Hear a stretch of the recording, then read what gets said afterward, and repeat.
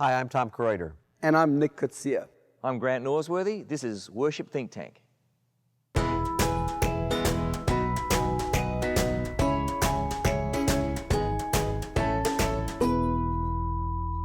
Okay, I think we're on a roll. Do you want to take another question?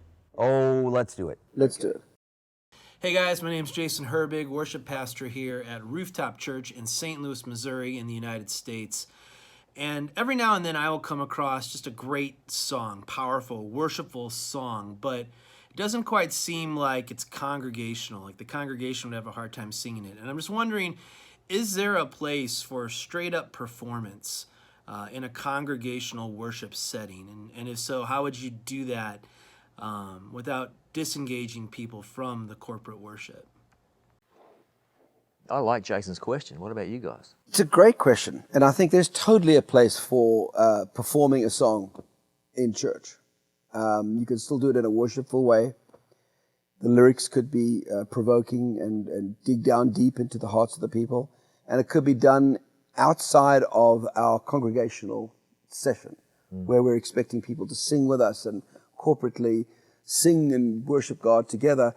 That song could be placed maybe at the offertory, where people are being encouraged to sow out of their resources, and a person could come up and begin to sing the song, and the band could play, and they could have rehearsed it. It could be just a wonderful expression of creativity. It could be a nice arrangement, a great vocal skill, someone that's really just that would almost be somewhat of a distraction in worship, because people will say, I want to listen to the singer.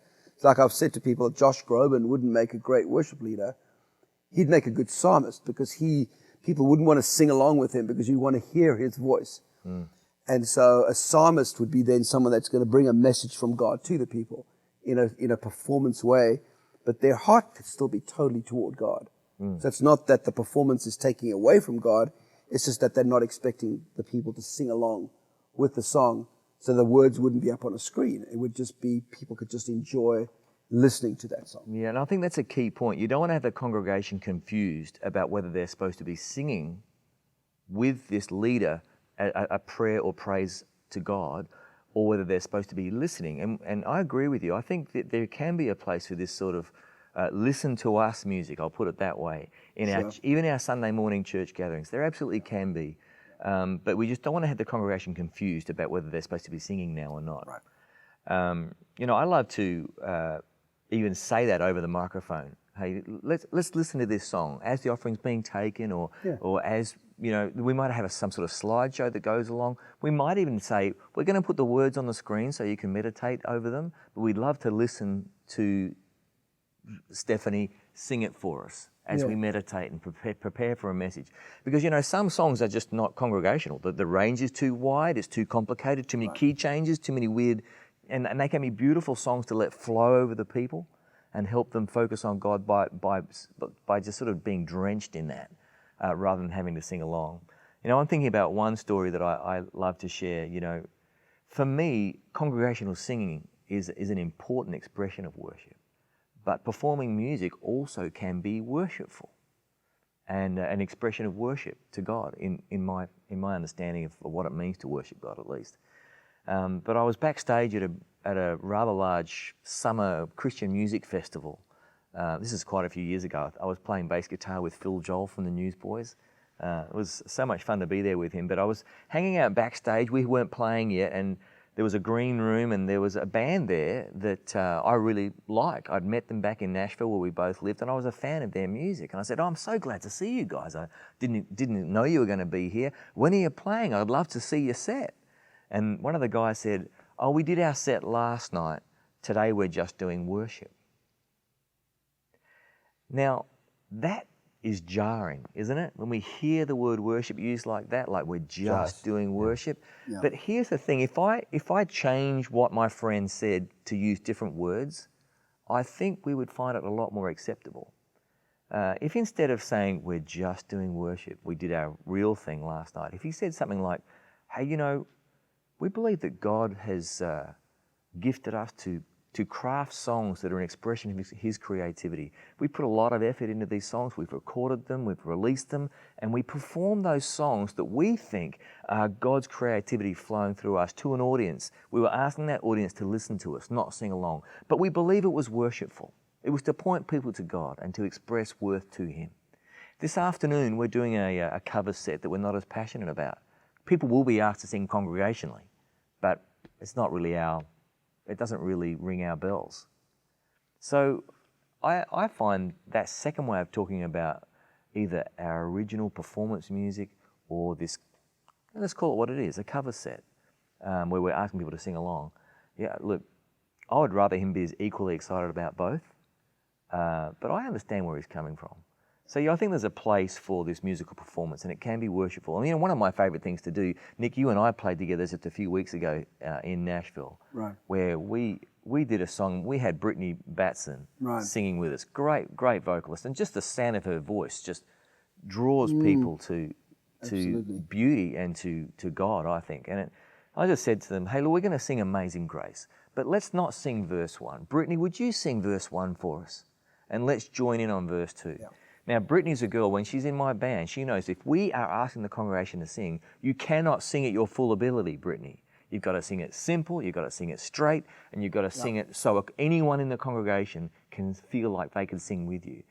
But she's got such a wonderful ability. I want to give her a chance to exercise that, even to have us go, wow, God's gifted Brittany with this amazing voice. It's great. So yeah, but just don't leave people confused. And then when Brittany sings verse 1 of Amazing Grace, she rips it up. She really shows what she's got. And it's beautiful. But you just don't want to confuse that performance-y, listen to us music with the congregational singing as an expression of worship. Yeah, and I would say there's definitely a place for those kind of songs. In the past, it was often called special music during the service or that kind of thing. Oh, the item The song. item, yeah. Which it's an is Australian thing. Which is kind of interesting because today I think there are a lot fewer of those kind of songs that are being recorded by artists, because the vast majority of Christian music that's coming out is what is called worship music. And so there's not as many of those, can I say, message songs that have in the past been very popular, and I think probably still should be, because they can convey things that a worship song, a vertical worship song toward God, can't really convey. Right. And so for an offering, for right before, right after the message, something like that, to kind of encapsulate what was just preached, those kind of things are just powerful and very different, but it's a performance, and that's okay. And they can use more than 5 chords. What and a they can use concept. more than 7 notes. Get out. In the melody, yeah. What we used there to are do, more than 7 notes. Are you sure? Yeah. in the middle of the worship, we'd be doing, for lack of a better song, How Great Is Our God. Okay, we're just doing this song, everyone's worshiping. We had a plant, we had a rapper. One of the pastors on staff was an incredibly good rap artist. And he'd walk on stage in the middle of that song, and we'd change the beat, because we're noticing on the peripheral of the church, there's a bunch of people that are not really engaging. And he would come in and just begin to rap, and the beat would change. So there'd be a shift, but that didn't take away from God. That That was was a shift as that was a jarring major jolt. and people loved it. Oh, of People course, went crazy for yeah. it because it was Especially good. the peripheral people. They right? loved it, and it was allowed us to draw them in, and then we went back to the song. So there was a sense of performance in that, but there was a purpose. It was like a spearhead going in there and stirring up some things out there, because it's true. We often get people that are just standing around. They're not really engaging. So in a sense, that was performance, but it was in the context, just like Amazing Grace. In the context of a worship song, we can actually have a verse being sung or a verse being rapped. So I think our answer across the board here is yes. Absolutely. You can do this, but remember the big reasons why.